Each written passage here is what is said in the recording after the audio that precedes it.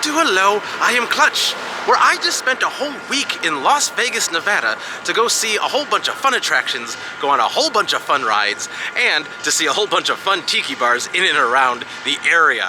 What I want to do in this video is I want to tell you all about those experiences. So I'm going to kind of give you some brief highlights of what they were like, give you ideas where they are, what they cost, was it worth it, things like that, because I love things like this, like basically all these adventures, and it's really fun to try to find things in Las Vegas that have nothing to do with gambling, and that's what all these things are.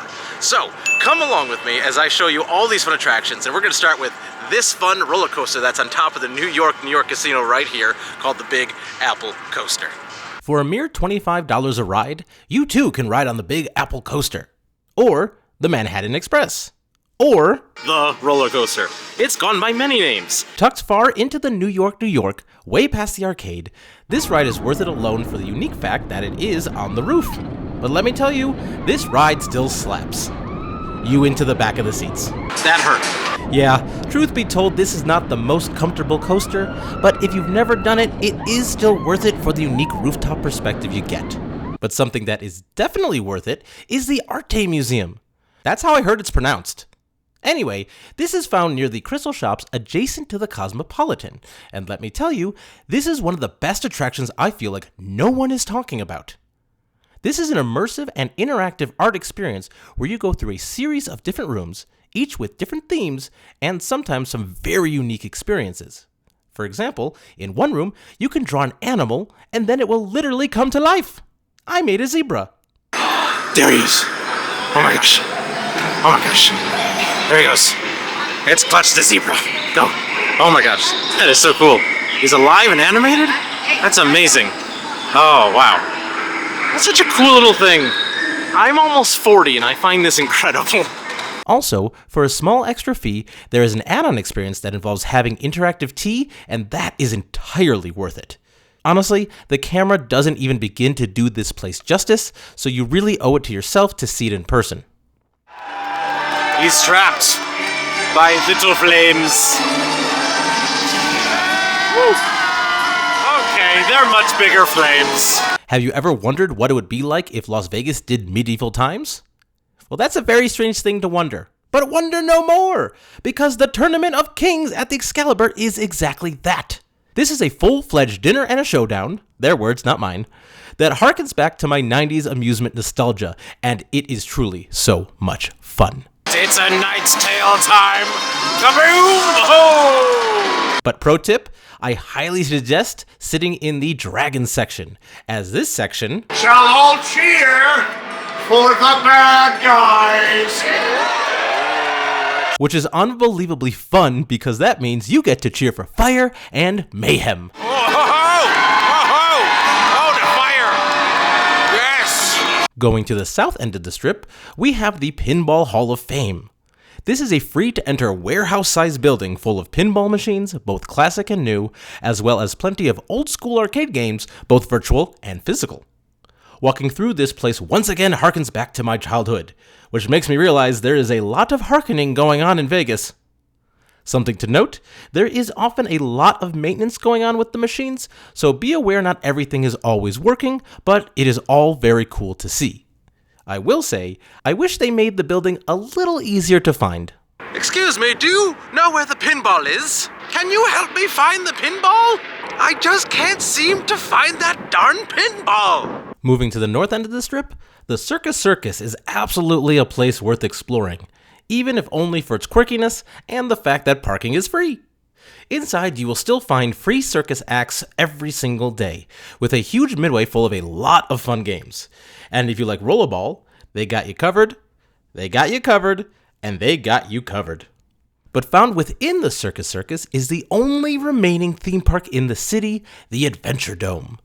This entirely inside theme park is under a humongous pink glass dome and has two roller coasters that really hold up. One is the Canyon Blaster. With 4 inversions, this still manages to go all around and through the humongous rockwork at the center of the park, and is really still a great ride. That is a really fun roller coaster for being over 30 years old. That thing rides really well. And then there is El Loco, which does so many things that when you get off, you will really say, well, El Loco Coco definitely lived up to its namesake. That was the crazy. But also in here, you'll also find a variety of other cool rides like the Slingshot, a 4D theater with 2 movies, a Nebula Z that's as fun to ride as it is to watch, a cute carousel, and a whole bunch of other rides, including the Disc O! That's what it says, Disc O. And then across from that, we have what is known as the inverter. And that is a flippin' and a floppin', and that is a strong negatory from clutch. But somehow, my absolute favorite ride in the Circus is not in the Adventuredome. It's SpongeBob's Crazy Carnival ride. This is a completely separate paid experience that takes the idea of Toy Story Mania at Disney and inserts SpongeBob and friends. So obviously, everything stays pretty normal. Feed Patrick is a way to be. Feed Patrick on the sort of underwater unicycle. What? Oh, more Patricks! The ride is actually very well done, with a themed queue, full pre-show, and a good lengthy ride where you play Midway-style games that include a few Krusty Krab-inspired twists. And the best part is there are some very well done animatronics on this ride, including a Mr. Krabs Carnival barker on the outside. Oh, if I could talk to money, how great my life would be. We tell each other secrets, all their friends would visit me. And then in the ride, there's Squidward. Welcome to the basketball toss. Shoot hoops for fun and prizes. Plankton. Once I get this Krabby Patty back to my lab, nothing will stop me from learning the secret formula. And the man himself, SpongeBob. Hi, Patrick! A whole bunch of Krabby Patties coming right up! They're ready! Continuing with rides, have you ever wondered what it would feel like to soar over the natural beauty of Western America? Or fly over, under, and even through the skyscrapers of Chicago? Again, that is a very specific thing to wonder, but it can be answered by going to FlyOver. This is a flying theater ride similar to Soarin' at Disney, but what is not similar to Soarin' at Disney is here you can choose from 4 different shows. Call of the Canadian Rockies, Wonders of the American West, Legendary Iceland, and Believe Chicago, which I do believe did fly over Chicago. Anyway, each experience takes roughly 25 minutes, including 2 pre-show rooms, and the actual ride has plenty of fun visuals with lots of wind effects, an abundance of smells, and what is arguably an embarrassing amount of mist sprayed on your face. That was a good splash. That wasn't too big, but it was very sprayy. Now, something that is a little different that I like to suggest is not so much an individual attraction, but rather a series of places where you go all around Vegas to visit All the inside, yet outside feeling places, or as I like to call them, IYOF. I have a whole video where I explored 12 different locations around Vegas that fit this vibe, and every single one of them is free. Some of the more obvious IYOF places include the Bellagio Conservatory, or the canal shops at the Venetian, which comes complete with full canal and a recreation of St. Mark's Square. But then there's some hidden IYOF gems, like the Miracle Mile shops at Planet Hollywood, where they have the old theming from the Aladdin Hotel still in place, and you can stumble upon a free rain show that goes off every half hour. Literally, they got little rain things in the ceiling to give you rain for the show. What? Or a bit off the strip, you can go and visit Sam's Town, where they have a whole city park atmosphere inside that they call Mystic Falls Park, complete with trees, water features, light animatronics, and a laser light show. And speaking of that laser light show, you could also call it a dancing water show, as the accompanying fountains really elevate the whole experience. The Mystic Falls laser light show goes off multiple times a night and is truly spectacular and, again, absolutely free. I mean, this is how I reacted when I saw it for the first time. I did not expect to be feeling this many emotions this soon into the program. Also, I found they have an interesting sponsor. Mystic Park Falls, brought to you by a mostly already drank Coca-Cola. But another great, completely free show takes us to the Fall of Atlantis show, found at Caesar's Palace at the back of the Forum shops. Yeah, it's pretty hidden. This is another Harken situation, as the show is entirely animatronic and truly feels like it's from a different era of Vegas history. With multiple show times each day, Although it doesn't show on Tuesdays and Wednesdays, the Fall of Atlantis show really still holds up and seems to be working just as good as it ever was.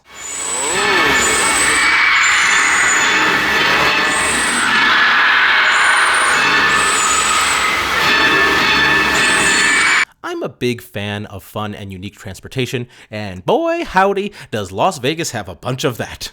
So yes, you can use these just to get around, but it can be fun to ride the 2 free trams.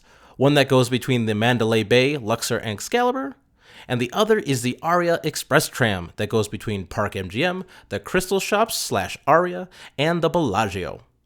And while you do have to pay to ride the monorail, And if you didn't know what a monorail is, mono means one and rail means rail. what's fun about that ride is that they are literally part of the same series of monorails that Disney uses. And they arguably get you some of the best views of the city, including wrapping around the sphere. But what other fun transportation is there, you ask? Well, first, we have the curved escalators at the Caesars Forum shops. Okay, one more ride on the spiral escalator. And then we have what is my favorite moving walkway of all time, the only outside to inside moving walkway I know of at the Excalibur. I don't know why something simple like that just really frickin' pleases me. That's the most vulgar you get on Hello, I'm Clutch. I love all these so much, I literally made a whole video showing the fun journey on each and every one of these, and you can click on the little thing at the top right if you want to see that. Now, I understand that all these attractions and travel may have gotten you thirsty. So now I have 4, count them, 4 of the best tiki bars in Vegas to tell you about. Starting with what some may argue is the most popular one, the Golden Tiki is found unassumingly in a strip mall. But once you enter, it's a whole new world with great theming and drinks on fire. Woo! Anyway, this is truly a great tiki bar with its atmosphere, hundreds of shrunken heads, and if you go at the right time, you may even run into lounge singer Dino a la carte singing right to your face. That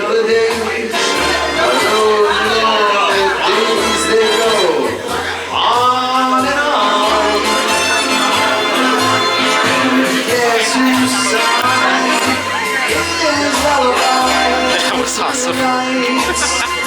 Next, we have Frankie's Tiki Room, perhaps the most classic and vintage tiki spot in all of Vegas. Frankie's is open 24 hours a day, so you can go, let's say, early. I should not disclose what time it is. To see why it's just so great, including the ambiance on the inside, the great drinks they offer, and the awesome tiki mugs you can take home with you that include a box with the recipe on it. Moving to the Art District, while not a straight-up tiki bar, Stray Pirate is still an incredible offering with strong tiki vibes. This one-room, heavily themed tiki-style bar serves tropical cocktails and effects, all centered around a story about pirate dogs. Or is it dog pirates? Set in what feels like a sunken ship, every inch of this place is covered in immersive theming and ambiance, including the bathrooms. I was told to go check them out.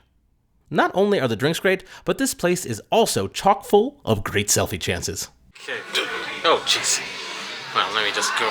Okay, whatever. Moving back to straight up tiki, we have what I think may be the most underrated of all the tiki bars in Vegas, Glitter Gulch Tiki. Found just off Fremont Street, this tiki bar is a fantastic find. What makes this one special is that they have a bit of an open air concept up at the bar, and the staff might literally be the friendliest in the city. They gave me a sample of the Stardust, just to be nice. Plus, the drinks are served in awesome tiki mugs with excellent presentations featuring ice, fire, and smoke. Oh my gosh. That's incredible. Oh my gosh. All right, Glitter Gulch, you're jumping on my list of great tiki bars. Going a little bit out of this world now, Area 15 is a great collective of immersive experiences, and they just keep growing. So this is where you can find the Illuminarium, the John Wick experience, and Universal Horror Unleashed, the year-round haunted attraction from Universal. But within the main building, they have a lot of different attractions, like Haley's Comet, an indoor zipline, Super Plastic's Dopamine immersive experience, Rocket Fizz Candy Store, the Beast Restaurant, the Asylum Bar and Arcade, and much, much, much more. But the biggest and arguably best experience in the main building is MeowWolf's Omega Mart. This is actually MeowWolf's second permanent experience and is a narrative-driven, immersive, and interactive delight. It starts in what appears to be a normal grocery store, known as Omega Mart, but upon closer inspection, everything is just a little bit off, a little bit bizarre, a little peculiar. And the deeper you go, We have a fridge that looks a little bit different. Oh, that's definitely different. It's going somewhere. Where's it taking us? This isn't a grocery store. the more bonkers bananas it starts to get. I have a full walkthrough of this experience you can watch, and if you like that, I actually have a walkthrough of every MeowWolf you can watch as well.